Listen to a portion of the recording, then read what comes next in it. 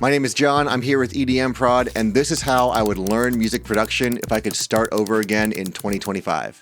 I've been producing for about 5 years now, and while the journey has been incredible and I've made a lot of great decisions along the way, there's also a ton of things that I wish I could have done better. So I decided to put together this video to share with you all the things that I wish I had known if I could start over as a beginner producer in 2025.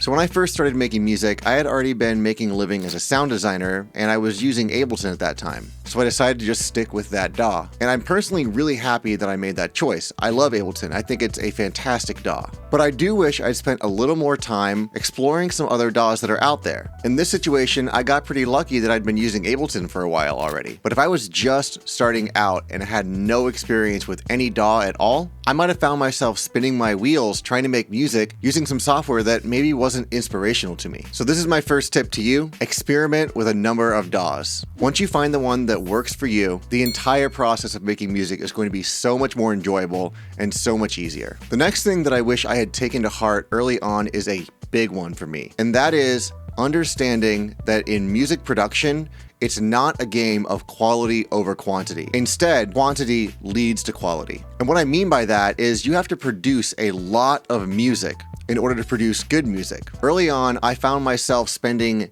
hours, days, weeks, just way too much time working on one track, trying to perfect it, trying to get it to sound like all the songs that I was listening to, that my favorite artists were creating, and I wasn't practicing finishing music. Finishing a large number of songs is huge for your development as an artist and a producer. Taking a song from the idea phase all the way through to the end of the process where it's mixed, mastered, and ready to release, that is in and of itself an important skill to learn. And you have to do this a lot. I feel like for a lot of us, it's so easy to just spend time trying to perfect the song. It's not good enough, it doesn't sound like my favorite artists, but this is very normal and it's to be expected. Honestly, even for those artists that you think put out nothing but pure gold, behind those tracks are probably hundreds of other tracks that will never see the light of day that they consider to be terrible. Just because the track is never going to be released, that doesn't mean it's wasted time. You've still worked on that skill of taking the track from nothing all the way through to the end. This is such an important thing for artists, and it's one of those things that a lot of beginner producers struggle with. And I wish I had taken this whole ethos to heart so much earlier on in my production career. Something else that I would do differently now is I would watch fewer tutorials. Or more accurately,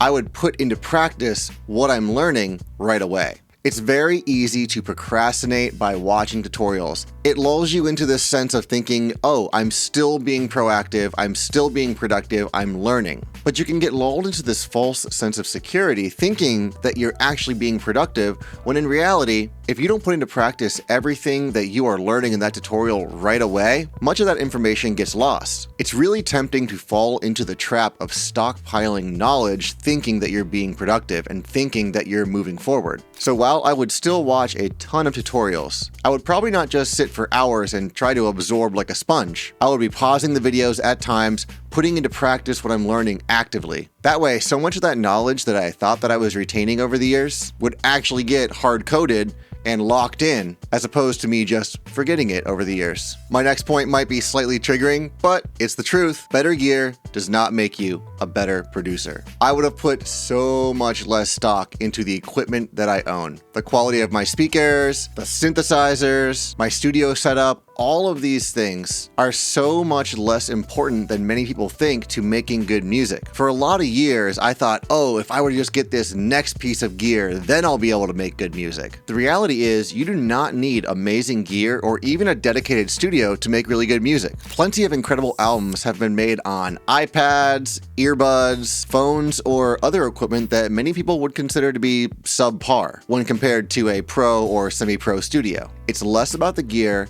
and it's so much more about your creativity, your compositions, your workflow, your dedication, goal setting, and fundamentally knowing your way around the gear that you do have. The next point sort of falls into the gear category as well, but I think it's worth a separate mention. I would have stuck with Ableton stock devices. Maybe a few third-party VSTs here or there if Ableton just couldn't possibly do what this one VST does. There's a few that I definitely use all the time that have no equivalent within Ableton. But with the amount of third-party plugins that I've amassed over the years, it can sometimes feel incredibly overwhelming. How many different reverbs do I need? How many different EQs do I need? End of the day, I mostly just use Ableton's EQ8 whenever I need to EQ something. It's just as easy to fall into the same kind of this gear will make me better mindset with plugins. But I've heard insanely well-produced music that I know was done from start to finish, including the mix and the master, with only Ableton stock. The next thing that I would do differently if I could start over is I would have studied much more music. And not just studied it by listening, but actually putting it into Ableton, putting it into my DAW,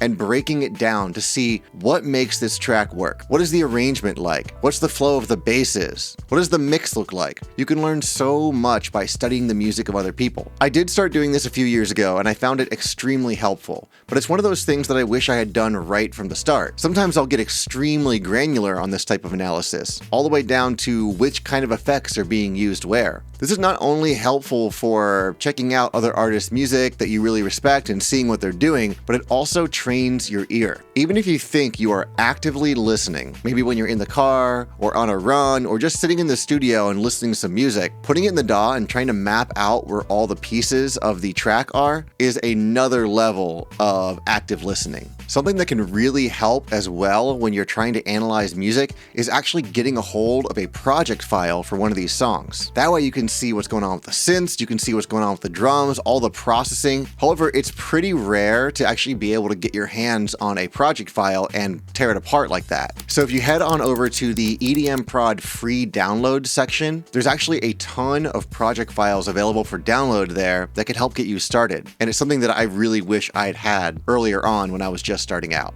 Something else I would do differently is honestly something that I have only started doing maybe in the past year, and that is listen to more DJ sets and live mixes. I personally am a producer first and DJ second. So when I first started out making music, it was not DJ friendly at all. And I couldn't really understand why some of my mentors were saying it was important to have things like an intro and an outro, and it was important that things were structured a certain way. But as I started to go out and see more sets, play my music out more, I began to see how important it is to understand how a piece of music fits into the flow of a DJ set. This is particularly important if you're making dance floor music of any sort. You can learn a ton about what makes a track work by analyzing a live set, less from like a granular perspective, but more from like the overall vibe of the track. How does this start? How does it end? How does this fit within the context of the type of live set that I would like to play? I'm listening less for the technical aspects of music production and more the overarching bird's eye view of the music in context with other music. Listening to mixes not only helped me to understand the need for some proper mix-ins and mix-outs in my tracks, but it also helped me to understand how important it is to have different energy levels of music in your catalog. Not every track in a live set can be a banger, and if you want to play an all original set, then you need to be able to build a flow throughout the entire hour or hour and a half, however long you're playing. This includes really energetic points and some more chiller spots as well. You need that mix of high and low energy music, otherwise you're going to exhaust the dance floor. And also, if every track is a banger and every track is super high energy, then each of those songs loses the intended impact. The last thing that I would do differently if I could start over is a huge one, and it's one that a lot of you aren't going to want to hear: social media. I have really only been paying attention to this over the past year, and since I started really focusing on my social accounts, I've come to understand, even though I might not find this to be the most inspiring or the most enjoyable part of making music, it is one of the most important parts. Having a good presence on social media is so incredibly important